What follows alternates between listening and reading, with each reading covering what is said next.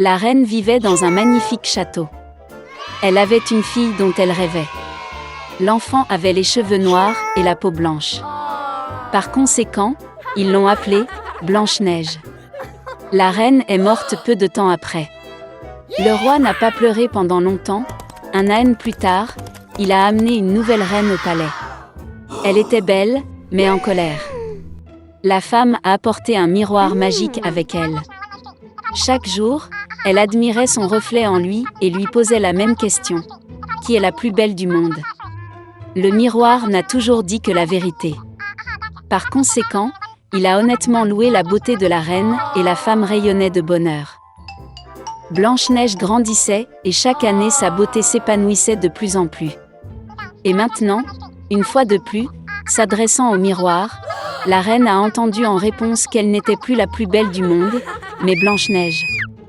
La reine n'allait pas endurer cela dans son propre palais. Elle a ordonné à son fidèle serviteur de conduire la princesse dans un fourré impénétrable et de la tuer. Mais le serviteur ne pouvait pas, même pour l'amour de la reine, tuer la douce fille. Il a amené la princesse dans une forêt sombre et l'a laissée partir. Et lui-même retourna au château et dit à la reine qu'il avait suivi son ordre. Pendant longtemps, la princesse a erré dans la forêt. En chemin, elle était aidée par toutes sortes d'habitants de la forêt. Blanche-Neige était très gentille avec eux et ils sont donc devenus de bons amis. Vers le soir, la princesse est tombée par hasard sur une petite maison. Elle y entra et vit qu'il n'y avait personne dans la maison. La table était dressée pour cette personne et il y avait 7 lits bébés dans la chambre. Et tout dans cette maison était très petit. Par conséquent, Blanche-Neige s'est rendue compte que cette petite personne vit ici. Après un long et difficile voyage, elle se coucha sur l'un des lits et s'endormit profondément. Les 7 nains sont rentrés chez eux tard dans la nuit. Ils ont été très surpris par l'apparition d'un invité inattendu. Dormir Blanche-Neige était si charmant que les nains ont décidé de la laisser dormir et ne l'ont pas réveillée. Le matin est venu. Blanche-Neige s'est réveillée, a vu les 7 nains et a eu peur. Mais ils étaient affectueux avec elle, et la fille a raconté son problème. Ils ont tout de suite aimé Blanche-Neige et les nains l'ont invitée à rester avec eux. De plus, elle a accepté de s'occuper de la maison, cuisine, lavage et nettoyage. Chaque matin, les gnomes allaient dans les montagnes pour extraire de l'or et des pierres précieuses, et revenaient tard dans la nuit. En partant pour le travail, ils ont averti Blanche-Neige afin qu'elle ait peur de la méchante belle-mère et n'ouvre pas la porte à des étrangers. À ce moment, la reine, comme d'habitude, se rendit dans la pièce secrète pour parler au miroir magique. Mais le miroir a soudainement dit qu'elle n'était pas la plus belle du monde, mais Blanche-Neige. Que la princesse est toujours en vie et vit avec les gnomes dans la maison. La reine est devenue très en colère et a décidé de s'occuper elle-même de Blanche-Neige. Elle est allée dans une pièce secrète et y a cuisiné une pomme venimeuse.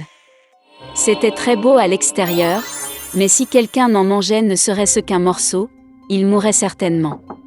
Quand la pomme fut prête, la reine se changea en ancien marchand et vint à la maison des nains. En voyant la douce vieille femme, Blanche-Neige se sentit désolée pour elle.